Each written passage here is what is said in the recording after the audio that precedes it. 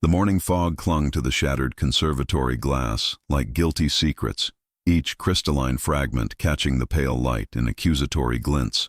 Holmes stepped through the French doors, his keen nostrils immediately detecting the unmistakable cocktail of expensive Turkish tobacco, still warm in the air, mingled with the metallic tang of fear sweat and something else, the cloying sweetness of chloroform, nearly dissipated but not quite. The silence was wrong. Not the natural quiet of early dawn, but the unnatural hush that follows violence, when even the sparrows dare not break the spell of human transgression. Holmes's gray eyes swept the scene with the precision of a surveyor's instrument, cataloging, measuring, deducing. His body language shifted imperceptibly, shoulders squaring, head tilting at that particular angle. Watson knew meant certainty had crystallized from chaos. Without a word, Holmes knelt beside the Persian rug, his long fingers testing its pile with the delicacy of a pianist. The fibers spoke to him. Here, the slight depression where a body had lain. There, the telltale scuff marks of heels dragged against their owner's will. He measured the stride length between displaced furniture with his walking stick, 32 inches precisely, the gait of a man carrying significant weight. The locals whispered of supernatural vengeance, of old family curses awakening to claim their due. The constabulary muttered about coincidence, about accidents that happened to befall unpopular men. But Holmes saw the calculated precision in every detail, the timing that required intimate knowledge of household routines, the method that spoke of medical training, the motive that ran deeper than village gossip could fathom. Rising from his examination, Holmes approached the mahogany desk where papers lay scattered with theatrical abandon, too random to be genuine disorder, too careful to be chance. He lifted a letter opener, noting the microscopic fibers caught in its decorative groove, then set it down with the satisfaction of a man who has found his first chess piece. "Watson," he said quietly, his voice cutting through the morning stillness like a blade through silk, "observe the curious matter of the stopped clock. Note particularly that it shows not the time of death, but the precise moment our perpetrator needed the world to believe death occurred. The difference, I assure you, will prove most illuminating." The detective's eyes fixed on a single white rose, perfectly placed on the victim's desk, its stem cut at an angle that spoke of professional precision, fresh enough to have been placed within the hour, yet the victim had been dead since midnight. Someone had returned to this scene, not to remove evidence, but to add it. Lady Margaret Ashworth clutched her black silk gloves with hands that trembled like autumn leaves, her desperate urgency filling the morning air with palpable tension. "Mr. Holmes, you must understand. The funeral is tomorrow, and if Sir Reginald's death isn't proven accidental, the inheritance—" She couldn't finish, but her nervous checking of a small gold pendant watch spoke volumes about deadlines that extended far beyond grief. Dr. Edmund Blackwood emerged from the shadows of the library doorway, his medical bag pristine despite having allegedly rushed from his bed to attend the deceased. His cultured voice carried just the right note of professional regret. Yet Holmes noted how his fingers avoided touching the doorframe, as if he knew exactly where evidence might linger. A tragic fall, clearly. The poor man's heart simply gave out. These things happen to men of Sir Reginald's temperament. Mrs. Whitmore, the housekeeper, stood rigid as a sentinel, her gray dress immaculate and her manner suggesting she'd been awake far longer than her story claimed. When questioned about the evening's events, she folded her hands precisely, left over right, then immediately reversed them, a gesture Holmes catalogued as significant deception. "I heard nothing unusual, sir. Nothing at all."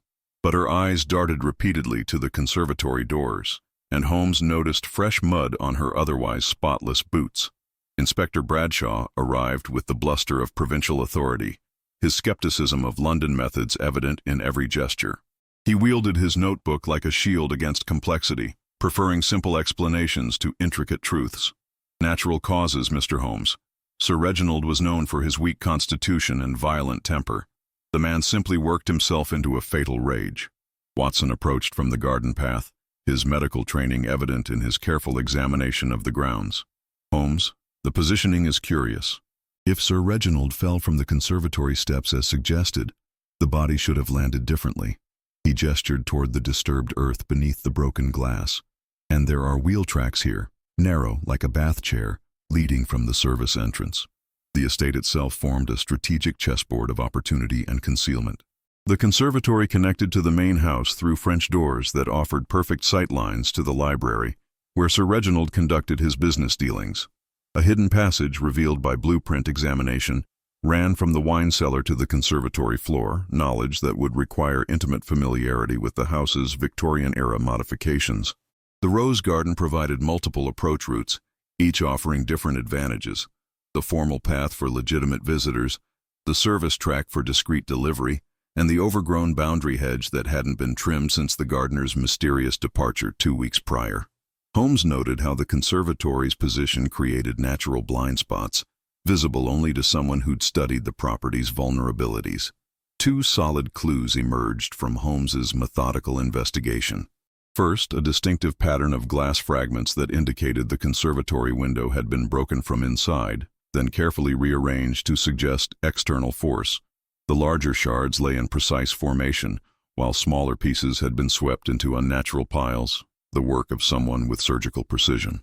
Second, the victim's evening jacket showed microscopic traces of a sedative compound Watson identified as laudanum mixed with chloral hydrate, a combination that would render a man unconscious within minutes, but leave minimal trace in post-mortem examination. The dosage calculation required pharmaceutical knowledge beyond that of casual users. But it was the transversal clue that proved most intriguing: a sheet of musical manuscript paper, wedged behind the conservatory's heating grate, showing a composition in an unfamiliar hand. The piece was titled Funeral March in B minor, and dated 3 weeks in the future, long before Sir Reginald's death had occurred. Someone had been planning this accident with meticulous foresight. The ticking clock materialized in the form of Sir Reginald's will reading, scheduled for the following afternoon. Lady Margaret's inheritance hinged on the death being ruled accidental rather than suspicious, while Dr. Blackwood's substantial debts to the deceased would die with his creditor. The funeral arrangements, already announced in the Times, created a public timeline that couldn't be altered without raising questions. Holmes stood in the conservatory's center, absorbing the architecture of deception that surrounded him. Every detail had been orchestrated with theatrical precision, yet something fundamental didn't align. The victim's body position suggested he'd fallen forward, but the blood spatter on the glass indicated he'd been facing the opposite direction when struck. "Most curious, Watson," Holmes murmured, his gray eyes fixed on a point beyond the obvious evidence. "Our perpetrator has staged a masterpiece of misdirection, accounting for every physical detail except one. Sir Reginald's morning routine required him to unlock the conservatory from inside, yet we found it secured from without. Someone wanted us to believe the impossible, that a dead man locked himself in." The witness accounts began unraveling like a poorly knitted sweater the moment Holmes applied systematic pressure. Mrs. Whitmore claimed she'd retired at 10 o'clock sharp, her evening prayers keeping her occupied until 11, yet the church bells had been silent for repairs since Tuesday. When pressed about this discrepancy, she touched her throat, a gesture Holmes recognized as preceding fabrication, and amended her story to include private devotions. Lady Margaret's timeline proved equally fragile under scrutiny. She insisted she'd been in London visiting her dressmaker until midnight, returning by the last train, but the station master confirmed no trains had run that evening due to fog conditions. Her gloved hands trembled as she reached for her pendant watch, checking the time with the obsessive frequency of someone acutely aware of chronological lies. Dr. Blackwood maintained his professional composure, but Holmes noted how he avoided direct eye contact when describing his midnight house call. "Sir Reginald sent for me around 11:30, complaining of chest pains," he stated, yet his medical bag showed no signs of emergency use, no hastily returned instruments, no disturbed medication vials. When Holmes mentioned the sedative traces, Blackwood's pupils dilated slightly, an involuntary physiological tell that contradicted his careful verbal responses. The technical evidence painted a different picture entirely. Holmes discovered microscopic glass fragments embedded in the Persian rug's weave, particles too fine to have resulted from the dramatic window breaking, suggesting a preliminary fracture created hours earlier. Under his magnifying glass, the fragments showed weathering patterns consistent with exposure to morning dew, placing their creation well before the supposed midnight incident. More telling was the chemical analysis Watson conducted on residue from the victim's teacup. The porcelain showed traces of aconitine, wolfsbane extract, a poison that mimics heart failure but requires careful timing to prove lethal. The compound's presence suggested premeditation spanning days, not a sudden crime of passion as the scene implied. Yet the emotional indicators told an entirely different story. Holmes found a photograph tucked inside Sir Reginald's desk drawer. Lady Margaret, in an intimate pose with a man whose face had been carefully scratched out. The image showed genuine affection, not the cold transaction their marriage appeared to represent. A pressed violet fell from between the photograph's pages, the kind of sentimental token that spoke to deeper attachments than financial convenience. Hidden beneath the victim's pillow, Holmes discovered a letter in feminine handwriting. "My dearest Reggie, I cannot continue this charade much longer. E knows about us, and his medical knowledge makes him dangerous. We must act before he does." The letter was unsigned but perfumed with the same lavender scent that lingered faintly in the conservatory. Holmes tested his developing hypothesis through careful fieldwork. He measured the angles of blood spatter against the conservatory windows, calculating trajectory and force required. The pattern suggested the victim had been struck while kneeling, not standing as the stage scene implied. Microscopic fabric fibers caught on the window's broken edge matched neither the victim's evening wear nor any clothing found in the house, evidence of a fourth party whose presence had been systematically erased. The detective traced potential approach routes, discovering subtle signs of repeated passage along the overgrown hedge boundary. Broken twigs at precisely shoulder height, a distinctive boot print in dried mud near the garden gate, threads of dark wool caught on thorns, all pointing to someone familiar enough with the grounds to navigate in darkness. Holmes reconstructed the timeline through physical evidence. The preliminary window damage at sunset, the victim's evening routine disrupted by drugged tea at 9 o'clock, the actual murder occurring near 11:30, and the careful scene staging completed by midnight. But a crucial 15-minute gap remained unexplained, time enough for the perpetrator to travel between the conservatory and another location on the property. Everything seemed to point inexorably toward Dr. Blackwood. His medical knowledge explained the sophisticated poison selection. His access to the house provided opportunity, and his substantial debts to Sir Reginald established clear motive. The timing of his emergency house call coincided perfectly with the murder window, and his behavior during questioning showed classic signs of guilt and deception. Yet one factual detail refused to align. The distinctive wheel tracks Watson had discovered led not toward the village where Dr. Blackwood resided, but toward the estate's eastern boundary, where only one structure stood, the abandoned groundskeeper's cottage that had been vacant since spring. Holmes knelt beside these tracks, noting their depth and spacing suggested not a medical bag's weight, but something far heavier.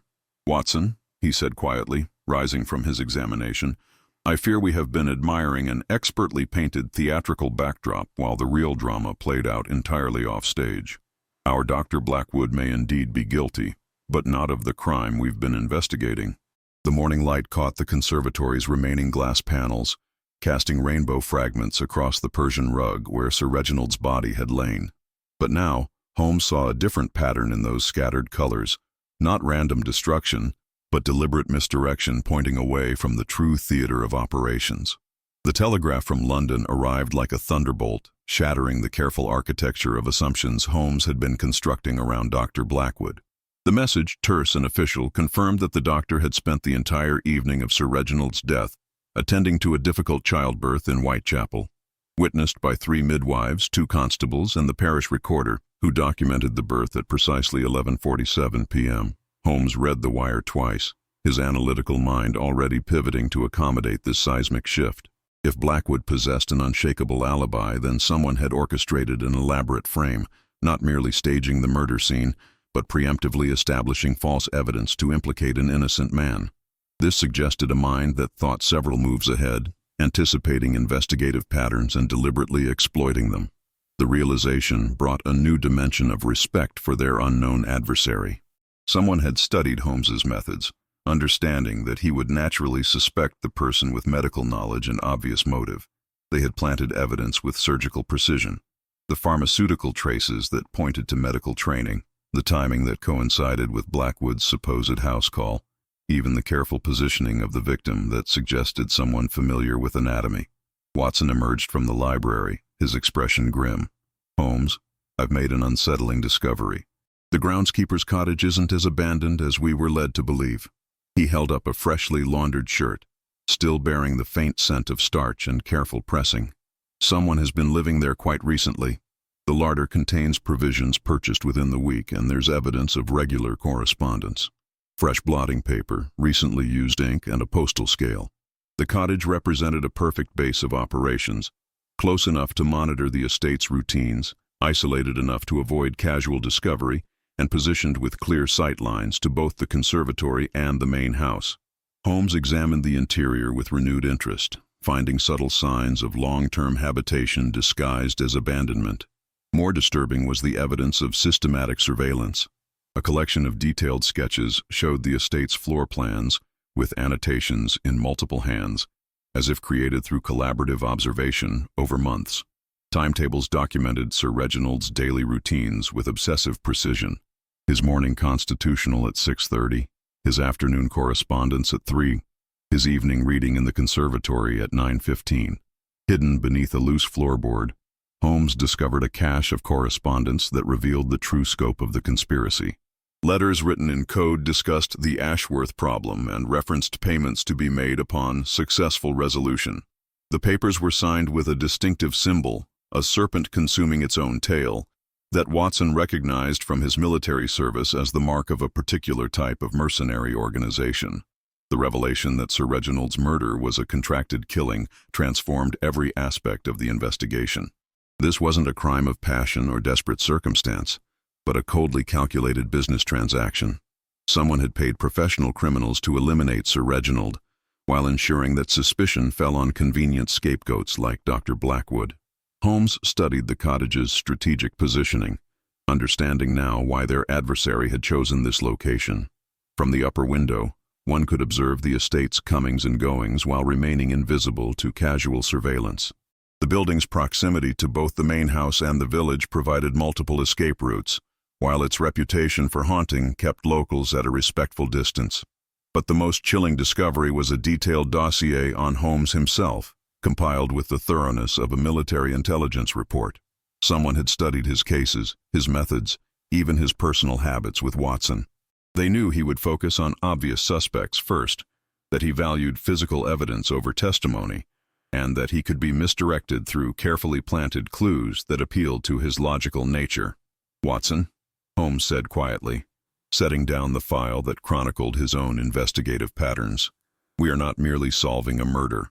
We are engaged in a battle of wits with someone who has been preparing for our involvement from the beginning. They have not simply committed a crime. They have authored a mystery specifically designed to confound us."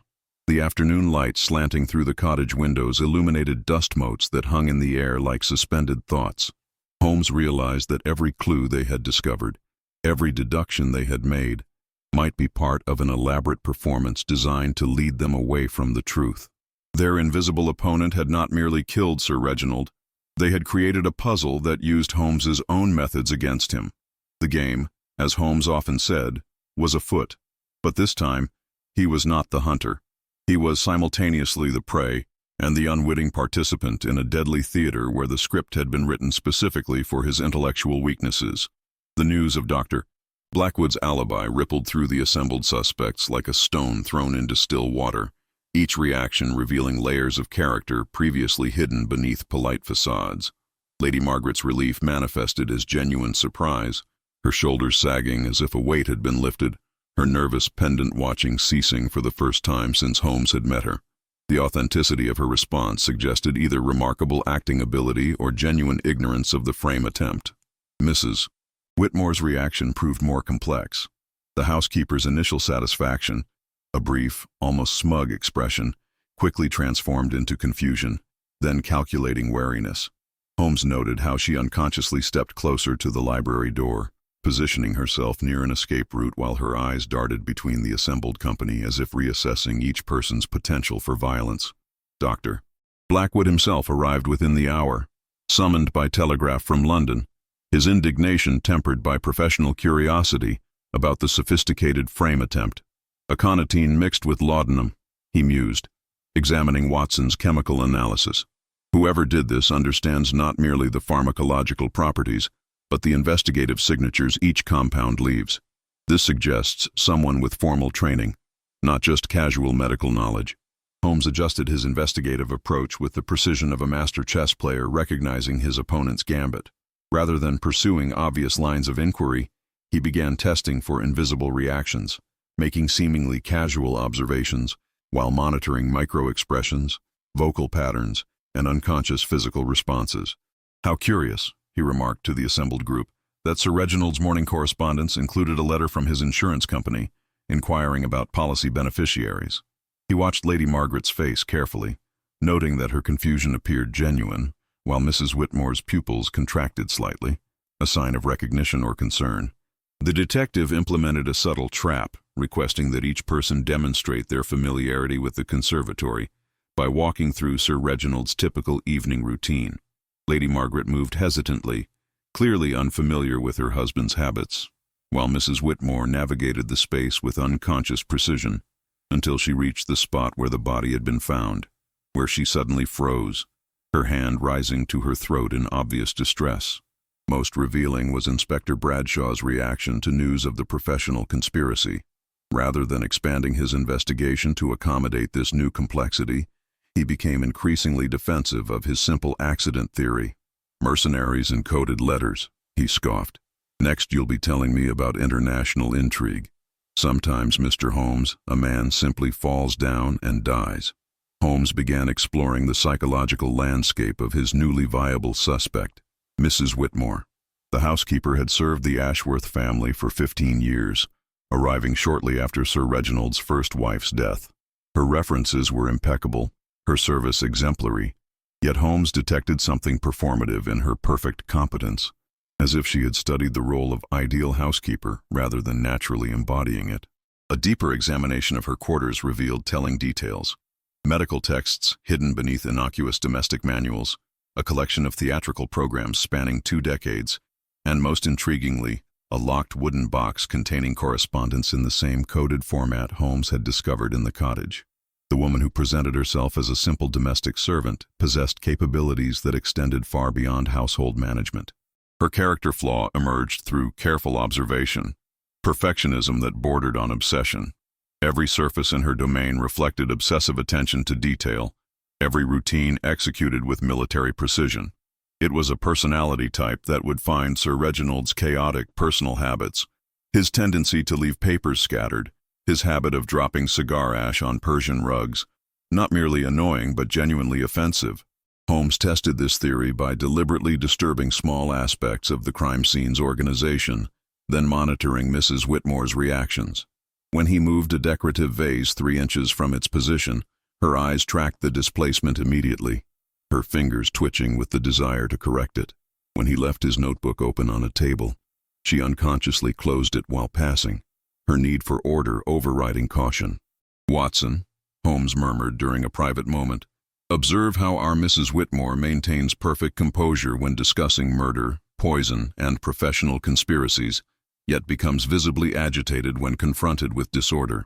I suspect we are dealing with someone for whom chaos represents a fundamental moral failing." The afternoon interviews revealed Mrs. Whitmore's deep knowledge of household finances, medical emergencies, and even legal procedures, expertise that extended well beyond a housekeeper's typical responsibilities.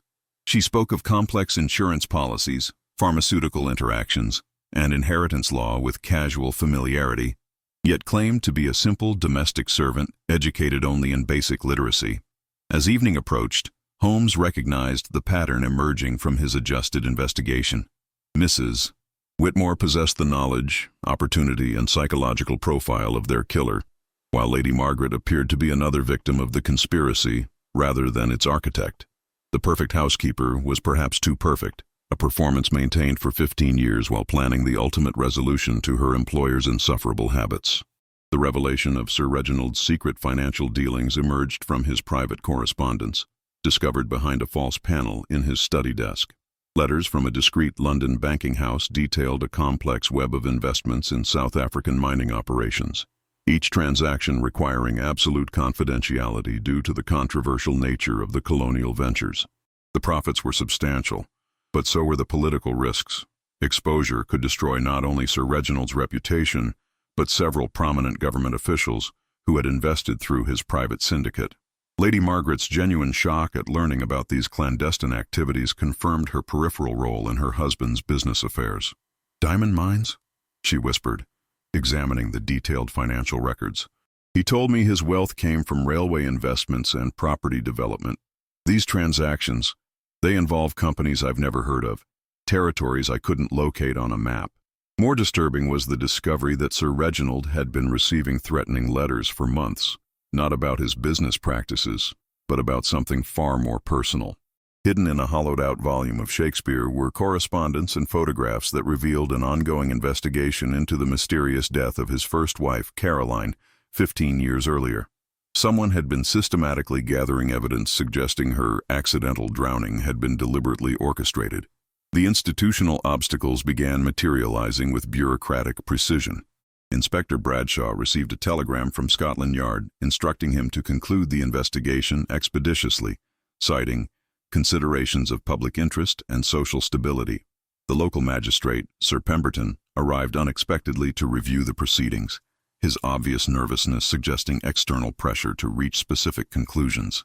More problematically, representatives from the London Chronicle appeared at the estate gates, having somehow learned of the investigation's complexities despite official attempts at discretion. The prospect of newspaper coverage threatened to transform a private tragedy into public scandal, potentially exposing the mining syndicate and its political connections. Holmes found himself navigating increasingly treacherous waters as various interested parties attempted to influence the investigation's direction. Dr. Blackwood, now cleared of suspicion, offered his continued assistance but seemed oddly insistent on examining certain aspects of the evidence personally, particularly the pharmaceutical traces and medical records. The phantom clue presented itself in the form of a distinctive walking stick found in the conservatory's far corner, partially concealed beneath fallen leaves that had blown in through the broken windows. The stick bore an ivory handle carved with an African motif and gold inlay suggesting expensive craftsmanship. Lady Margaret identified it as belonging to Sir Reginald's business partner, Colonel Hertford, who had supposedly been in Cape Town during the time of the murder. Holmes initially pursued this lead with characteristic thoroughness, telegraphing authorities in South Africa to confirm Hertford's whereabouts.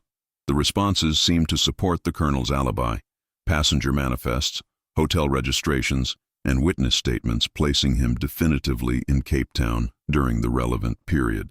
Yet something about the walking stick troubled Holmes's analytical mind. Despite being exposed to weather and fallen leaves, it showed no signs of atmospheric wear. The ivory was too pristine, the gold inlay too bright for an object that had supposedly lain outdoors for several days. More suspiciously, the African carved motifs appeared to be tourist reproductions rather than authentic tribal work, the kind of decorative items sold in London shops to customers seeking exotic appearance without genuine provenance. Mrs. Whitmore's reaction to the walking stick's discovery proved most illuminating. When shown the object, she immediately identified it as Colonel Hertford's property, providing detailed history of its acquisition during his South African service. Yet her knowledge seemed rehearsed, and Holmes noted how her eyes focused on the stick's head rather than meeting his gaze directly, a classic indication of prepared deception. The subplot began connecting to the main investigation through financial records showing that Mrs. Whitmore had been receiving substantial monthly payments from an account controlled by the mining syndicate. These payments, disguised as household consultation fees, had been increasing steadily over the past year, suggesting escalating involvement in the conspiracy rather than simple domestic service. Further investigation revealed that Caroline Ashworth's death 15 years earlier had occurred under circumstances remarkably similar to her husband's recent demise, an apparent accident in the estate's architectural features, occurring when convenient witnesses were absent, with medical examination confirming natural causes despite suspicious physical evidence. Holmes began to perceive the true scope of the conspiracy. Mrs. Whitmore had not simply murdered Sir Reginald, but had been systematically eliminating threats to the mining syndicate's secrecy for over a decade. Her perfect housekeeper persona provided ideal cover for long-term observation, access to private correspondence, and opportunity to arrange accidental deaths when her employers became liabilities. "Watson," Holmes said quietly as they examined the financial records by lamplight, "I fear we have stumbled upon something far more extensive than a domestic murder." Mrs. Whitmore appears to be not merely a killer, but a professional specialist in creating plausible accidents for inconvenient individuals. The question now becomes, how many other tragic mishaps bear her invisible signature? The private interview took place in the estate's rose garden, where the morning mist clung to the thorny stems like tears on cheeks.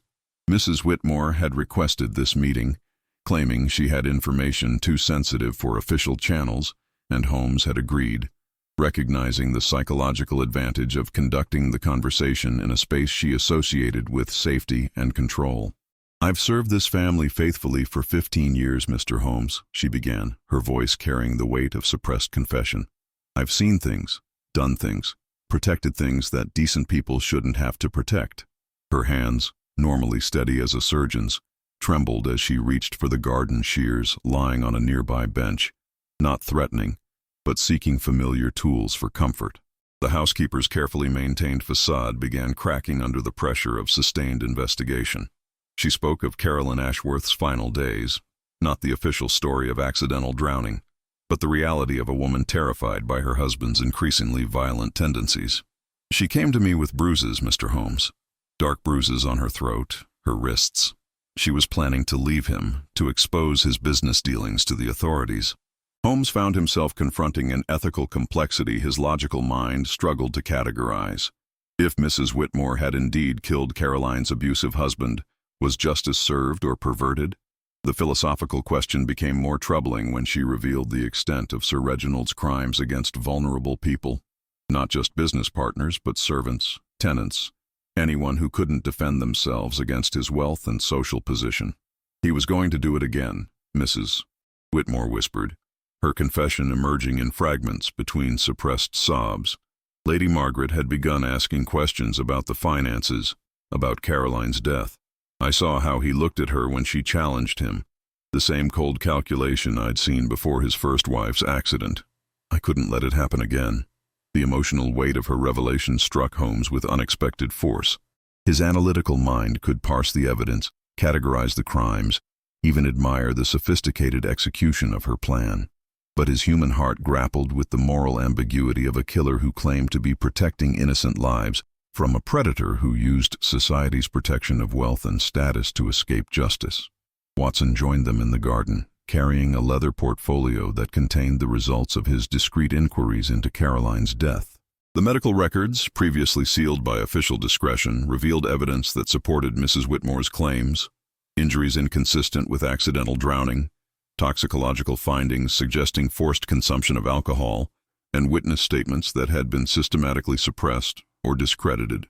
"She tried to leave him 3 times, Watson reported quietly, his own professional ethics clearly troubled by what he'd discovered. Each time, Sir Reginald used his legal and financial resources to force her return. The local magistrate, the police inspector, even the parish priest, all received substantial donations to ensure Caroline's domestic difficulties remained private matters." Mrs. Whitmore's eyes met Holmes with desperate intensity. "I made a choice, Mr. Holmes. I could continue serving silently while innocent people suffered, or I could act to prevent future victims. The law protected him because of his wealth and position, so I became a law unto myself." The detective recognized the dangerous territory into which the investigation had ventured. If he exposed Mrs. Whitmore's crimes, justice would technically be served, but the broader pattern of abuse and corruption would continue unchallenged. If he allowed her actions to remain hidden, he became complicit in vigilante murder, regardless of its protective intentions. Holmes found himself thinking of his own methods, the times he had bent legal procedures to serve higher justice, the occasions when he had allowed certain criminals to escape official punishment in favor of more appropriate consequences. Was Mrs. Whitmore's decade-long campaign fundamentally different from his own selective application of moral justice? The revelation of Sir Reginald's systematic abuse cast his mining syndicate activities in a different light. Holmes realized that the financial conspiracy wasn't merely about profit, but about creating a network of powerful men who shared certain predatory inclinations, individuals who used their wealth and influence to exploit vulnerable people while maintaining facades of respectability. "The photographs," Mrs. Whitmore said suddenly, her voice barely audible above the morning breeze. "In his private safe, there are photographs, evidence of things he did to servants, to village girls who couldn't refuse his advances without destroying their families' livelihoods. I've been collecting evidence for years, waiting for someone with enough authority and integrity to act on it. Holmes felt the weight of moral responsibility settling on his shoulders like a lead cloak. The evidence Mrs. Whitmore offered would expose a network of corruption extending far beyond a single estate, potentially bringing justice to dozens of victims who had suffered in silence. But accepting it would require acknowledging her vigilante methods as legitimate, a philosophical compromise that challenged his fundamental beliefs about law and order. "What you're asking, Mrs. Whitmore," Holmes said carefully, "is for me to choose between legal justice and moral justice. You're requesting that I become your accomplice in exchange for evidence that could protect future victims." Her response came with the quiet certainty of someone who had wrestled with impossible choices for years. "I'm asking you to decide whether protecting a system that enables monsters is more important than protecting the people those monsters destroy." The pattern emerged with crystalline clarity as Holmes laid out the evidence collected from Mrs. Whitmore's private papers. 3 previous deaths across 5 years, each involving wealthy men with controversial business dealings, each occurring in circumstances that mimicked accidental death with sufficient sophistication to avoid sustained investigation. The logistics were consistent: prolonged domestic service providing intimate knowledge of routines, medical expertise enabling untraceable poisoning, and meticulous scene staging that misdirected official inquiries. The timing revealed mathematical precision that spoke to professional planning rather than emotional impulse. Each victim had died within weeks of major financial transactions or legal proceedings that would expose other members of the conspiracy network. Lord Pemberton in Yorkshire, a riding accident that coincided with parliamentary inquiries into colonial labor practices. Sir Geoffrey Blackstone in Devon, an apparent heart attack occurring just before his scheduled testimony regarding illegal mining operations. Each death had been investigated by different local authorities, preventing recognition of the larger pattern. Holmes discovered Mrs. Whitmore's method of operation through careful reconstruction. She would secure employment through impeccable references. References he now realized were provided by surviving members of the conspiracy who valued her discreet services. Her domestic competence was genuine, making her invisible within the household while she gathered intelligence and identified optimal opportunities for intervention. The instruments of death varied but showed consistent sophistication: pharmaceuticals that mimicked natural causes, mechanical arrangements that created plausible accidents, and environmental manipulations that exploited each victim's known habits and vulnerabilities. She possessed not merely homicidal skill, but theatrical genius for creating convincing narratives that satisfied official investigation.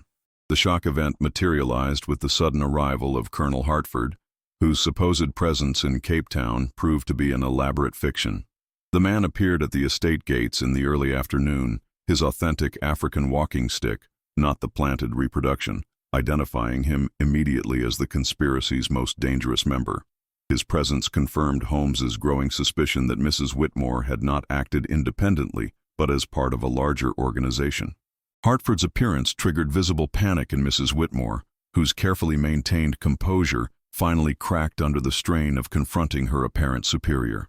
Holmes observed their silent communication across the estate grounds, subtle gestures and positioning that spoke to established protocols and shared secrets that extended far beyond domestic murder.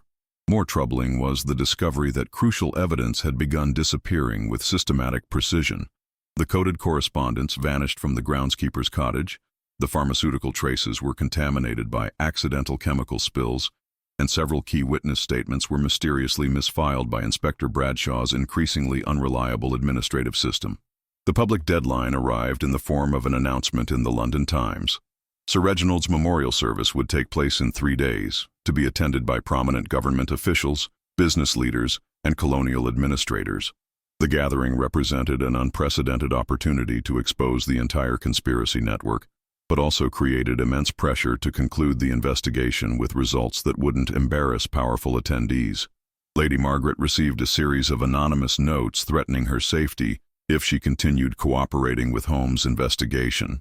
The messages, delivered by untraceable messengers, contained specific details about her daily routines that demonstrated ongoing surveillance. Her obvious terror confirmed that the conspiracy extended beyond the estate's boundaries into a network capable of monitoring and threatening witnesses. Dr. Blackwood reported a break-in at his London practice, where medical records and pharmaceutical supplies had been systematically searched. Nothing of obvious value was stolen, but his patient files showed evidence of careful examination, suggesting someone had been verifying his alibi or searching for connections to the conspiracy's activities. Holmes realized that the investigation itself had become a catalyst for accelerating danger. By exposing Mrs. Whitmore's activities, he had forced the conspiracy's hand, compelling them to take increasingly desperate measures to protect their network. Each revelation increased the stakes exponentially, transforming a domestic murder investigation into a complex game of survival against professional criminals. The ticking clock intensified when Holmes discovered that Lady Margaret's inheritance was scheduled to transfer to a trust controlled by the same financial syndicate connected to the mining operations. Her death within the next 48 hours would consolidate the conspiracy's control over Sir Reginald's assets, while eliminating a potentially dangerous witness to their activities. Watson reported disturbing observations from his evening surveillance. Unknown individuals watching the estate from multiple positions, professional movements suggesting military or police training, and communication patterns indicating coordinated observation.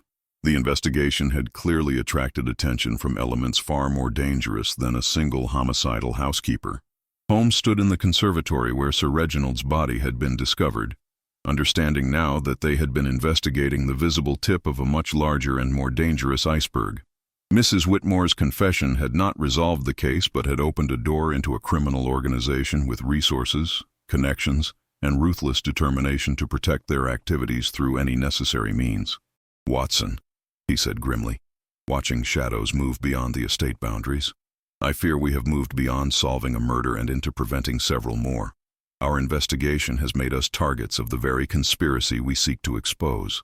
The financial web connecting Mrs. Whitmore to the broader conspiracy unraveled with stunning complexity as Holmes traced payment records through multiple banking institutions.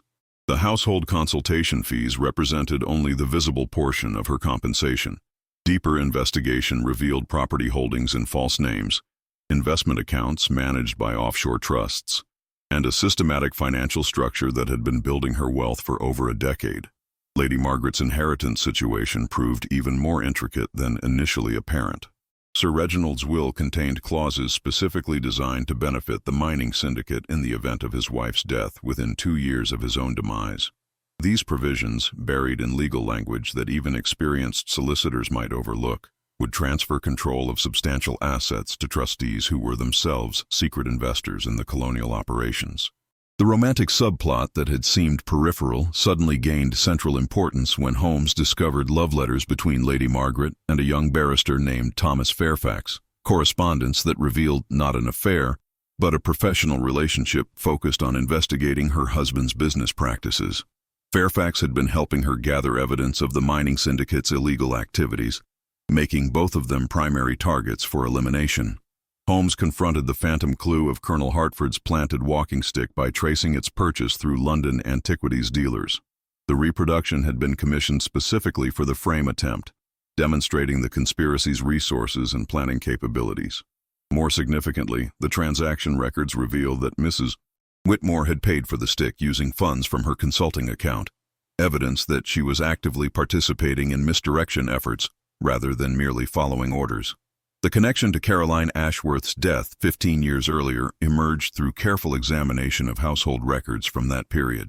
Mrs. Whitmore had begun her employment precisely 1 month before Caroline's accidental drowning, suggesting her hiring had been specifically arranged to facilitate the murder. Her references from that time traced back to employment agencies that were themselves fronts for the criminal organization. Dr. Blackwood's role shifted from innocent victim of frame attempts to unwitting accomplice when Holmes discovered that several of his medical colleagues had provided pharmaceutical expertise to the conspiracy. The network of corrupt medical professionals explained the sophisticated poisoning methods used across multiple murders, creating a pool of technical knowledge that Mrs. Whitmore could access as needed. The institutional corruption extended deeper than Holmes had initially realized.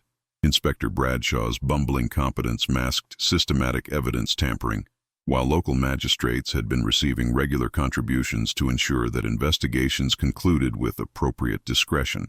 The conspiracy had effectively purchased immunity from local law enforcement across multiple counties.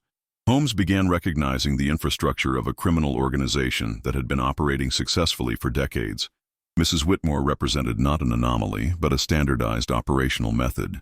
Skilled agents placed in domestic service positions where they could monitor wealthy targets, gather intelligence, and execute eliminations when necessary. The organization combined the resources of legitimate business operations with the ruthless efficiency of professional assassination. The mining syndicate served as both cover and funding mechanism for the broader criminal network. Colonial operations provided opportunities to eliminate inconvenient officials, exploit vulnerable populations, and generate profits that could be laundered through complex financial structures. The business was legitimate enough to provide social respectability while generating resources for illegal activities. Holmes discovered that Thomas Fairfax had been investigating similar suspicious deaths in other counties, building a legal case that would expose the entire network if allowed to proceed. His relationship with Lady Margaret represented not personal attraction, but professional collaboration between two people who had independently recognized the conspiracy's existence and decided to act against it. The revelation transformed the investigation's scope entirely. What had appeared to be a domestic murder, motivated by personal grievances, was actually a professional elimination designed to protect a criminal organization with national reach and international connections. Mrs. Whitmore's emotional justifications about protecting innocent people were elaborate misdirection designed to gain Holmes's sympathy while concealing her true role as a paid assassin. Watson's medical expertise became crucial in understanding the pharmaceutical network that supported the conspiracy's operations. Analysis of the compounds used in Sir Reginald's murder revealed sourcing from multiple suppliers, suggesting a distribution system that could provide untraceable poisons to agents operating across the country. The organization possessed capabilities rivaling those of government intelligence services. The surveillance Holmes had detected around the estate represented not desperate improvisation, but standard operational security for an organization accustomed to managing complex criminal enterprises. They were being watched by professionals who understood investigative methods and could anticipate police procedures, making conventional law enforcement responses potentially ineffective. Holmes realized that exposing Mrs. Whitmore's crimes would accomplish nothing if the broader organization remained intact. They possessed the resources to eliminate witnesses, corrupt officials, and arrange her escape or silencing before she could provide damaging testimony. The investigation required not just solving a murder, but dismantling an entire criminal infrastructure.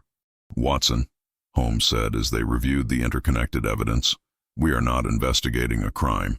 We are infiltrating a shadow government that has been operating parallel to legitimate authority for years. Mrs. Whitmore is not our target. She is our pathway to something much larger and more dangerous than we initially comprehended." Holmes arranged the evidence across the library table like a chess player positioning pieces for checkmate, each document and artifact representing a crucial element in the criminal organization's structure. The financial records, pharmaceutical analyses, correspondence patterns, and operational timelines created a comprehensive picture of systematic criminal enterprise that had operated successfully for over 15 years. The functional crime hypothesis crystallized with mathematical precision. Mrs. Whitmore served as a field operative for a sophisticated assassination network that eliminated threats to corrupt business interests. Her domestic service positions provided perfect cover for surveillance and access, while her apparent emotional motivations concealed professional execution of predetermined targets. The organization selected victims whose deaths would protect broader criminal activities, then arranged eliminations that appeared accidental or natural. Sir Reginald's murder followed the established pattern exactly: prolonged observation to identify optimal methods and timing, sophisticated poisoning that mimicked natural causes, meticulous scene staging to misdirect investigation, and prepared fallback positions to frame innocent parties if official inquiry proved more thorough than anticipated. The operation demonstrated professional competence honed through years of successful eliminations. The operational structure revealed hierarchical organization with Colonel Hartford functioning as regional coordinator, Mrs. Whitmore as field operative, and various professionals, doctors, lawyers, officials, providing specialized support as needed. The mining syndicate served as both funding source and operational cover, while legitimate businesses provided resources for money laundering and infrastructure support. Yet Holmes still lacked incontestable proof that would satisfy legal proceedings. Mrs. Whitmore's confession provided evidence of motive and method, but her claims about protecting innocent people created reasonable doubt about premeditation and conspiracy.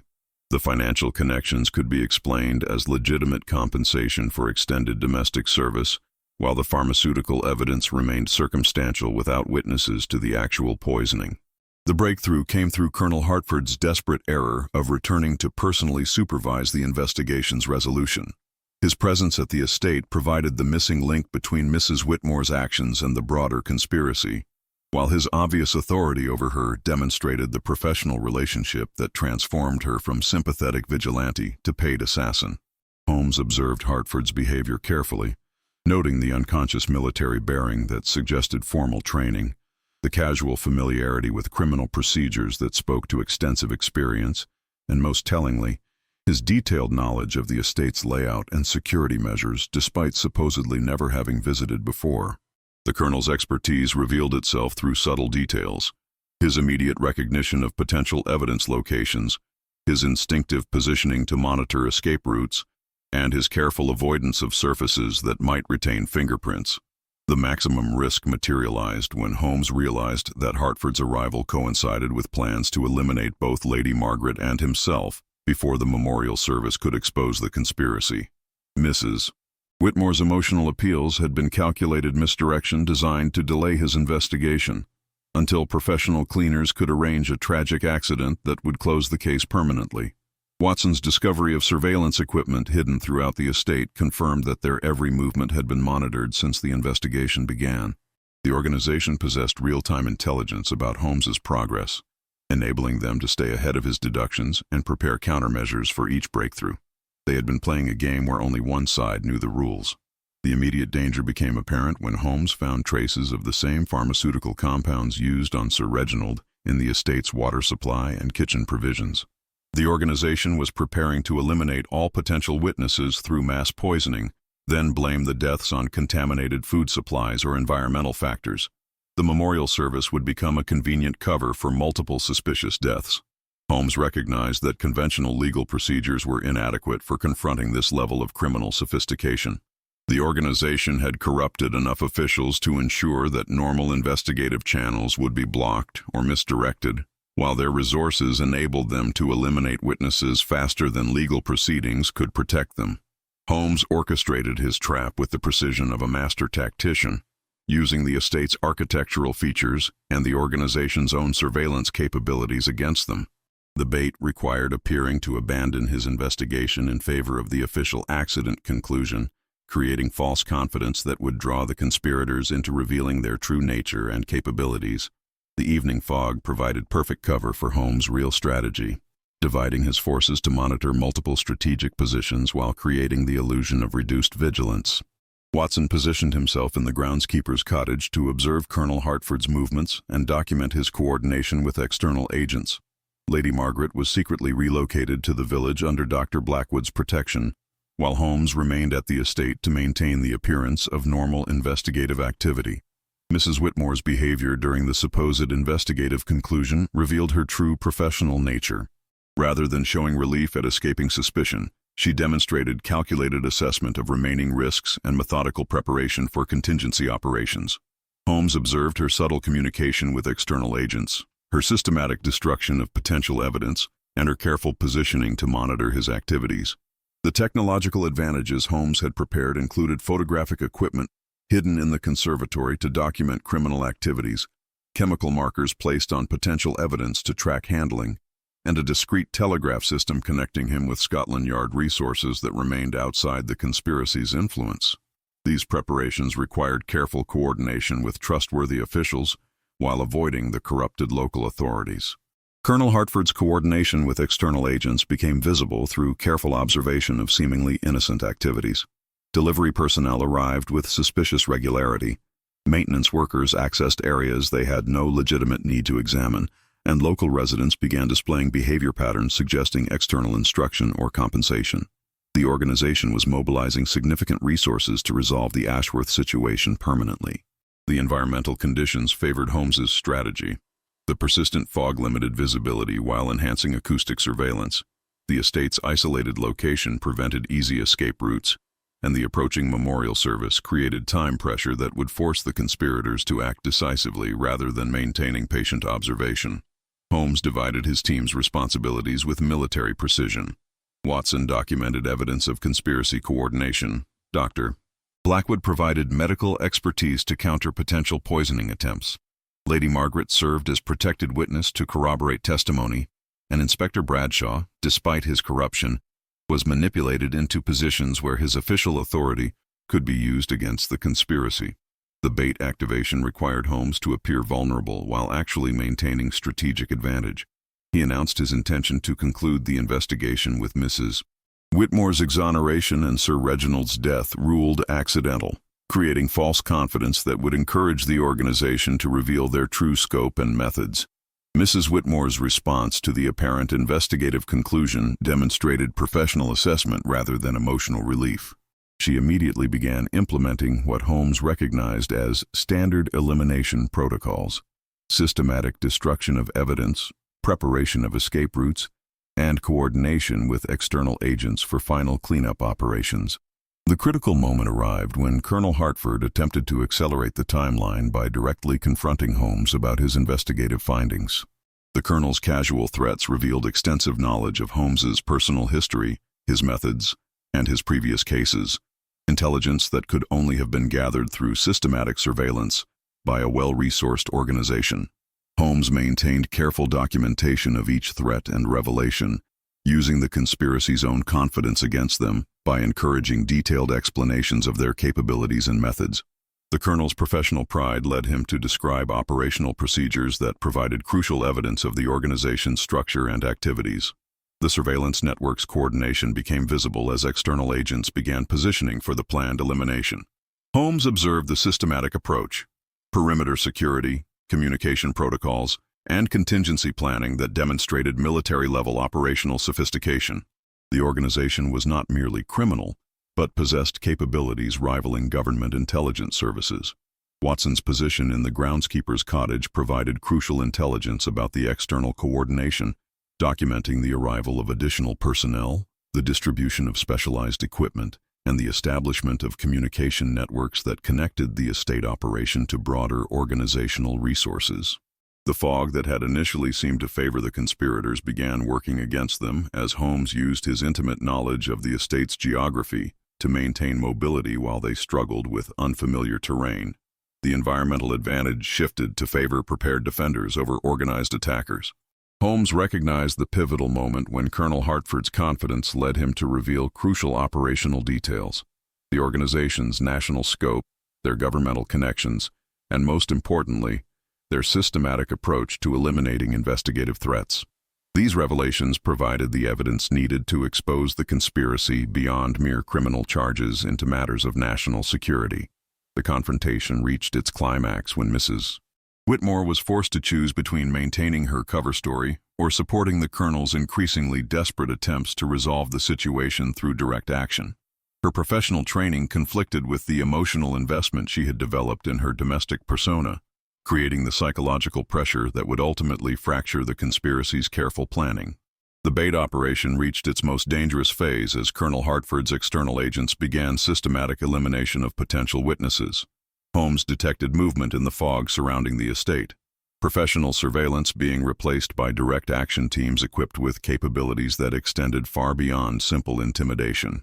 The organization had committed to resolving the Ashworth situation permanently, regardless of collateral damage or exposure risk. Mrs. Whitmore's behavior shifted dramatically as the operation moved from covert observation to active elimination. Her carefully maintained domestic persona dissolved, revealing the trained operative beneath. Holmes observed her systematic checking of weapons concealment, communication equipment, and escape routes, preparations that confirmed her role as field coordinator rather than subordinate agent. The fog that had provided tactical advantage began creating unexpected complications for both sides. Watson's position in the groundskeeper's cottage became isolated when communication lines were severed, forcing him to operate independently while maintaining observation of external agent movements. Dr. Blackwood's protection of Lady Margaret in the village was compromised when their safe house showed signs of surveillance, requiring emergency relocation through unfamiliar terrain. Holmes found himself managing multiple crisis points simultaneously. Watson's isolated position required support without compromising the overall operation. Lady Margaret's safety demanded immediate attention while maintaining her value as witness, and the approaching memorial service created an immutable deadline that prevented delay tactics. The organization's desperation became apparent through increasingly bold actions that violated their usual operational security. Direct threats replaced subtle intimidation, obvious surveillance replaced discreet observation, and multiple simultaneous operations replaced the careful sequential approach that had previously ensured success. Their confidence in controlling local authorities led them to abandon the cautious methods that had protected them for years. Colonel Hartford's coordination efforts revealed the organization's true scope. Through communication intercepts Holmes had arranged with Scotland Yard resources. The coded messages documented operations in multiple counties, coordination with government officials, and financial transactions that confirmed the conspiracy's national reach and international connections. The environmental factors began working against the conspirators as their unfamiliarity with the estate's geography became apparent. Holmes used hidden passages, servant corridors, and architectural features unknown to the external agents to maintain mobility and communication, while they struggled with visibility and terrain limitations. Mrs. Whitmore's divided loyalties created the psychological pressure Holmes had anticipated. Her professional obligations to the organization conflicted with personal investment in her domestic identity, while her claimed motivations about protecting innocent people were challenged by orders to eliminate witnesses, including Lady Margaret and Dr. Blackwood.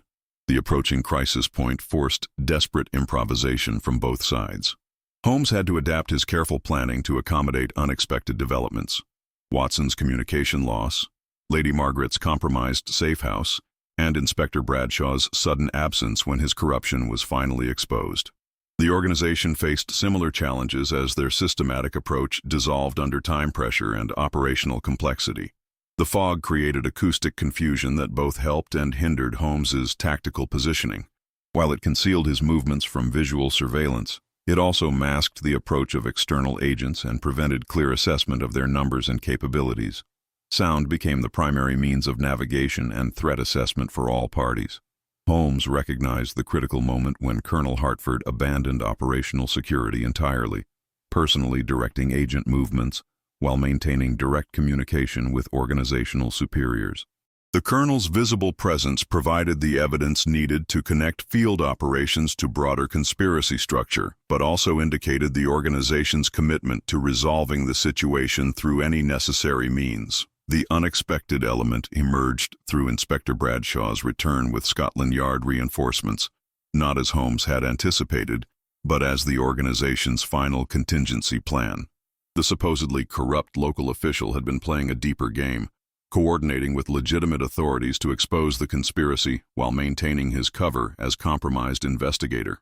Watson's isolated position became the focal point for the organization's final elimination attempt. External agents concentrated their efforts on the groundskeeper's cottage, believing they could eliminate the key witness and evidence simultaneously. Holmes faced the impossible choice between maintaining his strategic position and providing immediate support to his endangered partner. The memorial service deadline created unstoppable momentum as various parties committed to irreversible actions. The organization could not retreat without exposing their operations. Holmes could not delay without losing crucial evidence and witnesses, and the external authorities were converging on the estate with resources that would either expose or eliminate the conspiracy entirely. Mrs. Whitmore's final decision approached as Colonel Hartford demanded her immediate execution of witness elimination orders. Her response would determine whether the conspiracy maintained operational coherence or dissolved into desperate individual survival efforts. Holmes positioned himself to exploit either outcome while protecting the witnesses whose testimony would be essential for legal proceedings. The fog began lifting as dawn approached, removing the environmental advantages that had shaped the night's tactical developments. Clear visibility would favor either systematic conspiracy operations or organized law enforcement response, depending on which side could maintain operational cohesion through the critical transition period. The moment of resolution crystallized as Mrs. Whitmore stood at the crossroads between her professional obligations and personal convictions, the lifting fog revealing the full scope of the conspiracy's final gambit. Colonel Hartford's ultimatum echoed across the estate grounds: eliminate all witnesses within the hour, or face termination as a security liability. The organization had reached the point where operational secrecy mattered more than individual agent survival. Holmes positioned himself in the conservatory where Sir Reginald's body had been discovered, understanding that the architectural features that had concealed one murder would now expose a conspiracy. The broken glass panels caught the first rays of dawn, creating a kaleidoscope of light that illuminated the evidence scattered across the Persian rug, not random clues, but carefully arranged proof of systematic criminal enterprise. Watson's situation in the groundskeeper's cottage reached its climax as external agents surrounded the building, their professional movements visible through the thinning fog. But Holmes had anticipated this concentration of enemy forces, using Watson's apparent vulnerability as bait to draw the organization's resources away from their primary targets. Hidden Scotland Yard operatives, positioned throughout the night, began their coordinated response as the conspiracy revealed its full operational structure. Mrs. Whitmore's fatal flaw manifested as her perfectionist nature finally rebelled against Colonel Hartford's crude elimination orders. 15 years of meticulous domestic service, careful planning, and surgical precision in execution could not be abandoned for desperate violence that would destroy the careful reputation she had built. Her psychological profile, the obsessive attention to detail that made her an effective assassin, ultimately prevented her from accepting operational chaos. The physical confrontation occurred not through dramatic violence, but through the environment participating in the chess game Holmes had orchestrated. The conservatory's remaining glass panels reflected morning light directly into Colonel Hartford's eyes as he attempted to coordinate the final elimination, temporarily blinding him at the crucial moment. The Persian rug where Sir Reginald had died became a strategic positioning tool as Mrs. Whitmore used her intimate knowledge of the room's layout to maintain tactical advantage. Colonel Hartford's arrogance proved his undoing as he personally demonstrated the organization's elimination methods to ensure Mrs. Whitmore's compliance.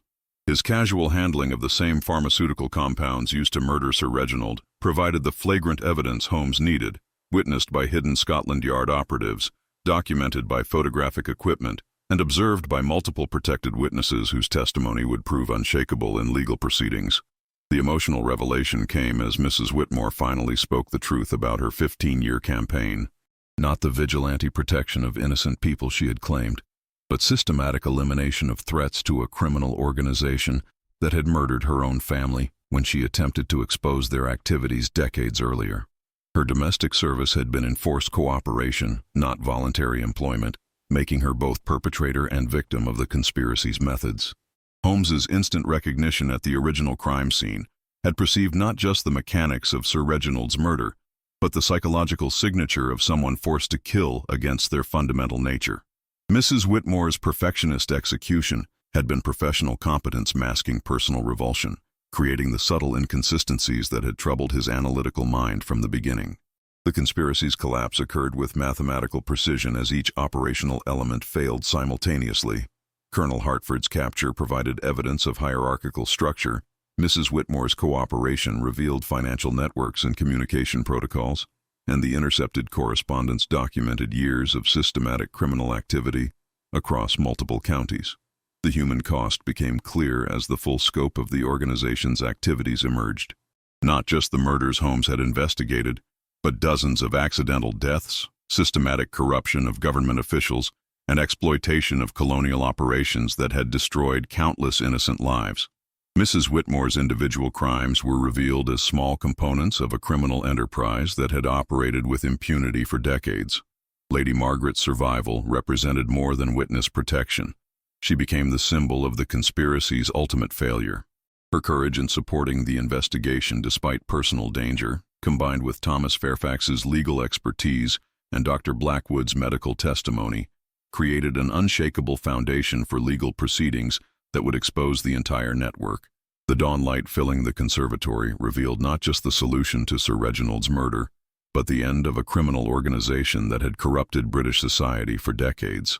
Holmes's instant recognition had perceived the surface of a vast criminal iceberg, but systematic investigation had exposed its full scope and provided the evidence necessary for complete destruction. Watson's emergence from the groundskeeper's cottage, escorted by Scotland Yard operatives who had documented every aspect of the conspiracy's final operations, confirmed that justice would extend far beyond the estate's boundaries.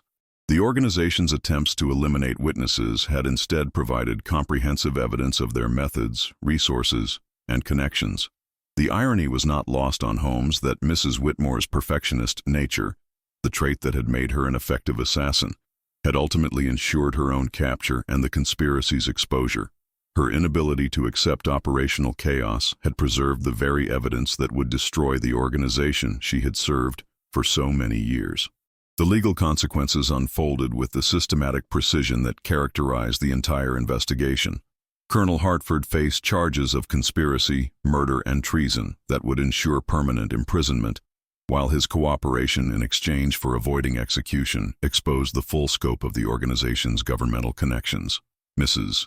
Whitmore's testimony, delivered with the same meticulous attention to detail that had characterized her criminal activities, provided evidence that dismantled the conspiracy's financial networks and operational procedures.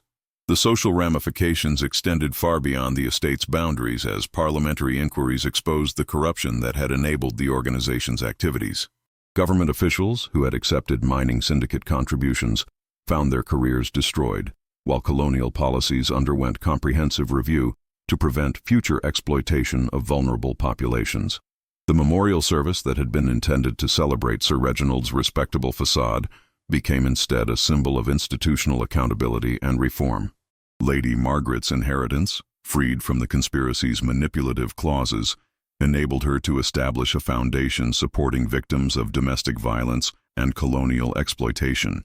Her collaboration with Thomas Fairfax evolved from professional cooperation into personal partnership, creating a legal advocacy organization that continued investigating suspicious deaths and systematic corruption throughout the empire. Dr. Blackwood's medical practice expanded to include forensic consultation for Scotland Yard, his expertise in pharmaceutical analysis becoming crucial for investigating suspicious deaths that might otherwise escape proper scrutiny. His experience with the conspiracy's sophisticated methods enabled him to identify similar cases and provide the medical evidence necessary for successful prosecutions. Watson's documentation of the entire investigation became the foundation for comprehensive reforms in criminal investigation procedures. His detailed notes on surveillance techniques, evidence analysis, and coordination between local and national authorities established new standards for handling complex conspiracy cases that extended beyond traditional jurisdictional boundaries. Inspector Bradshaw's role as double agent was finally revealed through sealed Scotland Yard documents that confirmed his years-long investigation of the conspiracy. His apparent incompetence had been carefully constructed cover that enabled him to document criminal activities while avoiding suspicion. His methods, though unconventional, provided crucial intelligence that made the final exposure possible. The mining syndicate's dissolution resulted in compensation for exploited workers and their families, while the recovered assets funded educational programs in affected colonial territories. The financial networks that had laundered criminal profits were transformed into legitimate charitable organizations focused on international development and social justice. Holmes reflected on the case's complexity while examining the white rose that had been placed on Sir Reginald's desk. Not a romantic gesture as initially assumed, but Mrs. Whitmore's personal symbol of mourning for the family the organization had destroyed. Her 15-year campaign of enforced cooperation had been motivated not by protective instincts toward victims, but by desperate hope that she might eventually gather enough evidence to expose her family's killers. The resignification of evidence throughout the investigation demonstrated how criminal organizations could exploit legitimate investigative methods by preparing false clues that appealed to logical deduction. Mrs. Whitmore's pharmaceutical knowledge, her access to financial records, and her understanding of household routines had all been genuine capabilities that served the conspiracy's purposes while creating plausible alternative explanations for her activities.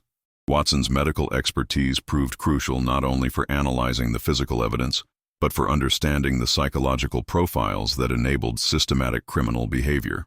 The organization's recruitment methods targeted individuals whose personal tragedies could be exploited for long-term cooperation, creating agents who appeared motivated by justice while actually serving criminal interests. The architectural features of the estate that had provided opportunities for concealment and misdirection were preserved as historical evidence of the conspiracy's methods.